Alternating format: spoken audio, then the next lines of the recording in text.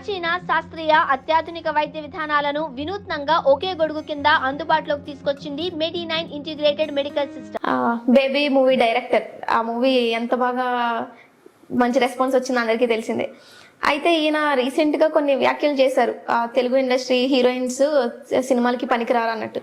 దాని గురించి మనం అసలు ఎలా తీసుకోవాలంటారు, ఎందుకు అలా మాట్లాడారంటారు? ఒక్కొక్కరు కొన్ని సందర్భాలు అప్పుడప్పుడు ఇలా టంగ్ స్లిప్ అవుతా ఉంటారు.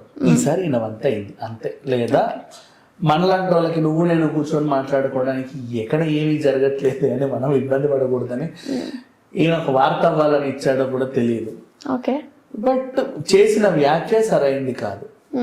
తెలుగు అమ్మాయిని ఎంకరేజ్ చేయొద్దు, వాళ్ళు వెన్నుపోటు పొడుస్తారు అన్నట్టుగా మాట్లాడు. సరే, వాట్ ఎవర్, తెలుగో హిందో ఏ లాంగ్వేజ్ అయినా సరే. ఒకటి మాత్రం గుర్తుపెట్టుకో, కన్నడ వాళ్ళు కన్నడ అమ్మాయిలని హీరోయిన్లుగానే తీసుకుంటారు, మలయాళం వాళ్ళు కూడా మలయాళం ఇండస్ట్రీ వాళ్ళనే పెట్టుకుంటారు, తమిళ వాళ్ళు కూడా తమిళనే పెట్టుకుందాం అని మొన్న సెల్వమణి గారు కూడా చెప్పారు. అది వీళ్ళు అదే పాటిస్తున్నారు కూడా. కేవలం మన హిందీ వాళ్ళు కూడా వాళ్ళే పెట్టుకుంటారమ్మా, మన తెలుగు వాళ్ళే అందరినీ పిలుస్తారు.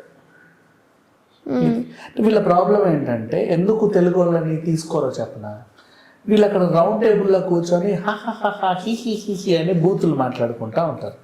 తెలుగు అమ్మాయి ఆడ కూర్చుందనుకో పరంపరానికి ఇట్లా చూస్తూ ఉంటుంది. అదే హిందీ ఏదో ఎక్కడి నుంచో ఏ గ్రహం నుంచో తీసుకొచ్చో గ్రహాంతర వాసిని కూర్చోబెట్టాను అనుకో, ఆ పిల్లకి ఏమీ అర్థం కాదు. మీరు నవ్వుతుంటే హి అని అనుకున్న బుద్ధి, ఎందుకు నవ్వుతున్నారో కూడా అర్థం కాదు. అలా ఉండే వాళ్ళు వీళ్ళకి కావాలి, అనుకూలం వీళ్ళకి. అండ్ ఇంకా వేటికైనా వీళ్ళకి ఏమన్నా అడ్డమైన కోరికలు ఉంటే అవి తీర్చే వాళ్ళు కావాలి. తెలుగు వాళ్ళు అంటే ఇప్పుడు ఫర్ ఎగ్జాంపుల్ ఈ లొకేషన్ లో ప్రొడ్యూసర్ ఇప్పుడు ఒక అమ్మాయి ఉంటారు, తెలుగు అమ్మాయి అయితే ప్రొడ్యూసర్ లేదా డైరెక్టర్ సంబంధించిన లేదా కెమెరామెన్ సంబంధించిన ఎడిటర్ సంబంధించిన వాళ్ళ ఊరోళ్ళు ఎవరో ఒకరు ఉంటారు ఖచ్చితంగా. రెండు తెలుగు రాష్ట్రాలకు సంబంధించిన వాళ్ళే ఉంటారు.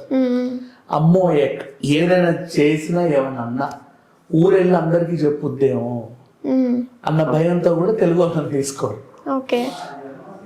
ఇలాంటి ప్రాబ్లమ్స్ ఉంటాయి. సరే, అది వాళ్ళ ఇష్టం, తీసుకొని తీసుకోకుచావని ఎందుకు వచ్చిన గొడవ. కానీ ఇప్పుడు ఈయన తెలుగు అమ్మాయిని తీసుకొద్దాం వివాదాస్పదమైంది. ఎందుకు అంటే ఇప్పుడు ఈయన గురించి మనం మొదలెద్దాం. జనరల్గా నిర్మాతలు డైరెక్టర్లు ఏం చేస్తారంటే వాళ్ళు ఉచ్చ స్థితిలో ఉన్నప్పుడు నీచ స్థితిలో ఉన్నటువంటి ఆర్టిస్టులను తెరకు పరిచయం చేస్తారు. ఒకానొక టైంలో ఈ ఆర్టిస్టులు వీళ్ళ చేత పరిచయం కాబడ్డ ఈ ఆర్టిస్టులు ఉచ్చ స్థితికి వెళ్ళి వీళ్ళు నీచ స్థితిని అనుభవించాల్సి ఉంటుంది, సరైన హిట్స్ లేకపోతే ఇంకేదో. అప్పుడు వీళ్ళు ఏమనుకుంటారంటే నేను కదా నీకు అవకాశం